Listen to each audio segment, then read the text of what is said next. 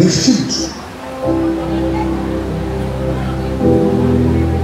সালটা ছিল 2019 জুলাই মাসে হীরামণি মেমোরিয়াল হাসপাতালের পথ চলা শুরু। একেবারে শুরুতে মা ও প্রিম্যাচিওর শিশুদের পরিষেবা দেওয়ার জন্য এই হাসপাতাল তার যাত্রার সূচনা করেছিল। এরপর ধীরে ধীরে শুরু হলো ডায়ালিসিস ও আইসিইউ পরিষেবা। এরপর এলো আকস্মিক এক মহামারী, করোনার কালবেলা।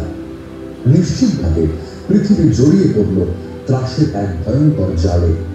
স্তব্ধ হল সারা পৃথিবীর জনজীবন। 2020 সালের 21শে মার্চ শুরু হলো লকডাউন। দেশ স্তব্ধ হয়ে গেল। কিন্তু এই বিপন্নতার মধ্যে হীরামণি উঠে দাঁড়ালো আবার। মানুষের জন্য মানুষের পাশে দাঁড়ানোর লড়াইয়ে এগিয়ে এলেন এই প্রতিষ্ঠানের ডাক্তার ও সেবা কর্মীরা।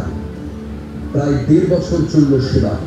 নিরন্তর শ্রমে, নতুন জীবনের আশ্বাসে, সকলের অক্লান্ত পরিশ্রমে রোগীরা বাড়ি ফিরলেন একে একে। কোভিড আক্রান্ত রোগীদের চিকিৎসার জন্য বাড়ি ফিরতে পারতেন না চিকিৎসক ও স্বাস্থ্যকর্মীরা। এই হাসপাতাল হয়ে উঠল তাদের আশ্রয়, আবাস। অনেকজন মানুষের প্রতিদিনের জীবনের সঙ্গে জুড়ে গেল হীরামণি হাসপাতাল। পুরস্কার